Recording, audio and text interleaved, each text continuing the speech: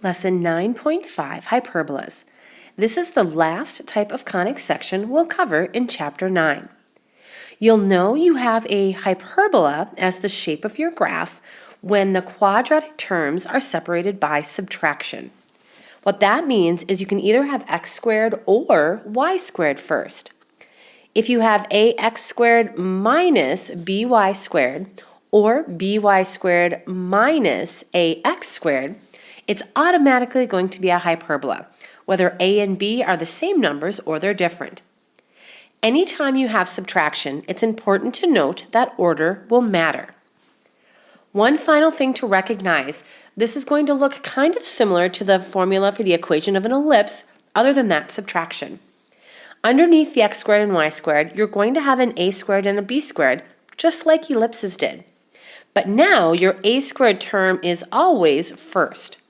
We're not looking for the bigger denominator to decide direction, we're looking for the variable that's first.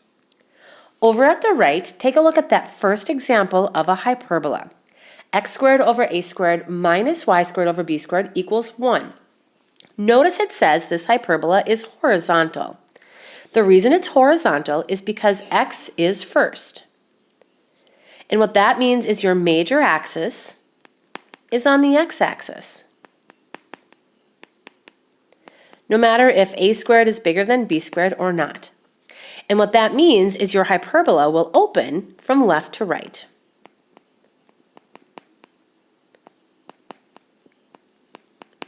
Notice we have that kind of curve in blue on this left-hand side and that curve in blue over here on the right-hand side. These don't connect like an ellipse or a circle would. They're going to go in opposite directions, almost looking like two parabolas that are symmetrical. One other thing to note, a hyperbola will have something unique that both ellipses and circles didn't have, and those are called asymptotes. Please add this in on that left-hand side. An asymptote is a line that a graph approaches but doesn't actually cross over. So it's kind of like a boundary line. And you'll notice in red dashed lines on the left side and the right side that we have two asymptotes our hyperbola approaches but doesn't cross. Over here on the right, when it says a vertical axis, again notice the vertical is going to be representative of the variable that's first, and this time y is first in our equation. That's going to mean that our major axis is the y-axis. And that means our hyperbola will open up and down. Make sure to add all these little tidbits in here. So notice that at the top it kind of opens up here, and at the bottom it's opening down. Those arrows would actually point towards the bottom. Again, we're including those asymptote lines, and I'll show you how to create those on our equations, or for our equations. Also, recognize that both of these pictures have hyperbolas with centers right in the middle at 0, 0. But we could also translate them just like we did with circles and ellipses. To sketch the graph of a hyperbola, we'll again start when it's centered at 0, 0. The first thing you want to do is kind of identify that center. Identifying the center is going to be very similar to identifying the center for ellipses and circles, is what I meant to say. If there are no parentheses, it'll default to 0, 0. But if there are parentheses, make sure you translate in the opposite direction. Also, it's important to note for your center, make sure you're recognizing that x has to go first and y will go second. Remember I said up above, the a value is always the number that's going to be under the first variable, regardless of how big or small that number is. That will help you determine which axis is the major axis and what the major vertices are. So there are only going to be two major vertices. We won't have minor vertices like we did with ellipses. Once you know your center and your two vertices, we'll plot those. And then we're going to use that b squared number to create what's going to look like a rectangle shape on our graph to draw in those asymptote lines. So let's take a look at the right and see if we can make this happen. It says graph each hyperbola, state the center and vertices, sketch the asymptotes. We have x squared divided by 9 minus y squared divided by 16 equals 1. The first thing we want to do is figure out our center. And this is easy enough. Notice there's no parenthesis with x squared or y squared. Our center then will be defined at 0, 0. From there, we want to figure out where our major vertices are. Again, recognizing what variable is first is going to be important in this step. Since x is first, we know this is going to be a horizontal hyperbola, which means it's going to open to the left and right. A squared is 9, so that means a is going to be the square root of 9, which is going to be 3. Our major vertices then would go 3 to the right and 3 to the left on this horizontal axis. That means we'll be at 3, 0, parenthesis, and negative 3, 0. So down below, let's go ahead and plot these 3 points. You'll notice I put a dot at 0, 0 for the center, and a vertice at 3, 0 and at negative 3, 0. This is the point where we use that b squared to create the rectangle shape. I know that sounds really strange, so let's walk through this together. Notice b squared is the number that's going to be under the second variable, and that would be 16. What that'll indicate to us is that b is going to equal the square root of 16, which could be 4 or negative 4. What we'll do with this information is actually use the 4 underneath the y-axis, and I'm going to count up 4 from the center and put an X.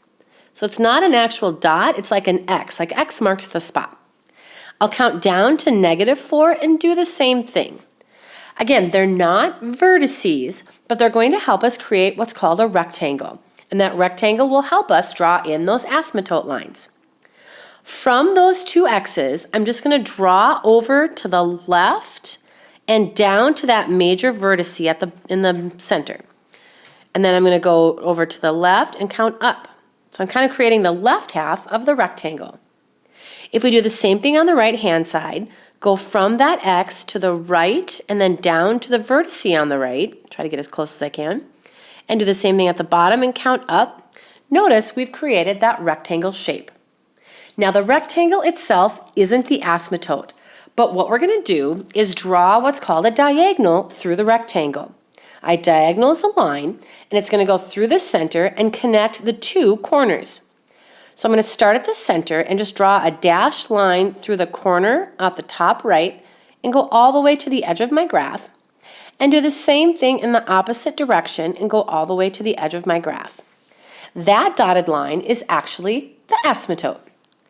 If you do the same thing in the other direction, count from the center and go up through the corner on one side. Oops, I'm a little off on that one. All right, we're just going to go with it. Put an arrow there, and then do the same thing in the opposite direction. That one looks a little bit better, at least. There we go. Those 2 dashed lines represent the asymptotes or boundary lines for our hyperbola. And that's it. That's how you create them. You could create an actual equation for them, but I find that the rectangle is kind of just more fun to draw on your paper. All right, last but not least, let's draw the sketch for our hyperbola. If you look up above at the graph where the hyperbola is horizontal, remember it opens to the left and right. Our vertices are at negative 3 and at positive 3. Those are the only 2 vertices we have. Your hyperbola then should just be a curve that goes towards each of these asymptotes and goes through each of those vertices. You just kind of draw a curve that goes on one side. Notice it doesn't cross over either of those asymptotes, and it connects right at that vertice, but it doesn't go through the center. And then do the same thing on the other side. It takes a little getting used to the hang of sketching the shape for each of these hyperbolas. Just take your time, recognizing you go through the vertices, not the center, and you don't cross over those asymptotes. All right, let's try the example on the right. For the second example, we have y squared over 25 minus x squared over 10 is equal to 1. Again, the first thing we want to do is determine our center. Now be careful in centers. Remember, the order for an ordered pair is x and y. Notice y is first on this one. Since there are no parentheses, it will default to 0, 0, so we kind of luck out. But for the problems on the back, we'll have to be mindful if y is first. Remember, translating the center, we translate the x-coordinate, then the y-coordinate. All right, step 2. Determine the direction for our hyperbola. Since y squared is first, we know this is going to be vertical, and that means our major axis is going to be the y-axis. The number underneath y is 25. That's what a squared would equal. That means a is the square root of 25, which is 5. So our major vertices, I guess I should call them major vertices, not just major. Our major vertices would go up 5 and down 5, like so. Let's plot the center and the major vertices on our graph. You kind of want to make them bold so they stand out. All right, the next thing we do is we create that rectangle. This is kind of the fun part. For the rectangle, we look at that number that's always second. Ooh, we kind of run into a little bit of trouble here on this one. That second number isn't a perfect square. It's plain 10. If b squared equals 10, then that means b is the square root of 10. To create our x's on each side, we're going to have to do the square root of 10, like approximately 3.2. And since that number is underneath x, we're going to go to the right and left. If I count to the right about 3.2, I'm just going to put a little x, kind of, I don't know, sort of in the middle, maybe not quite so far in the middle. Count to the other side and put an x. So creating the rectangle will be a little trickier on this one. If we start on the left-hand side, I'm going to draw my rectangle straight up and then over until it gets to my vertice. And then I'm going to do the same thing on the bottom, but I'm going to start at my vertice. It's just easier for me to see my screen that way. And then go up to that x. And then do the same thing on the other side. Count to the right, and then go up, and continue up to the top, and connect it over. Someone's a little bit off. We'll make sure that's closer. There we go.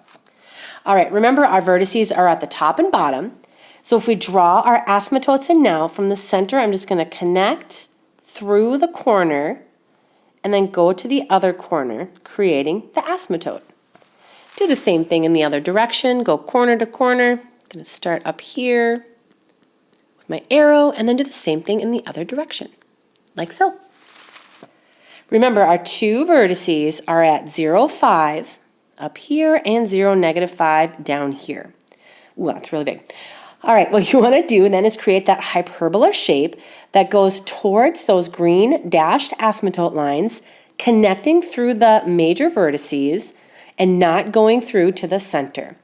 I'm going to start at my vertice and just kind of curve it over here to the left and maybe curve it over here to the right. That really kind of looks like a parabola.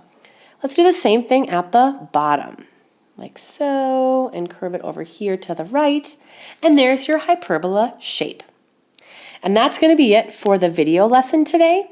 Make sure that you watched, listened carefully to this, and wrote everything down that you could on your notes packet. If you have any questions, please let me know.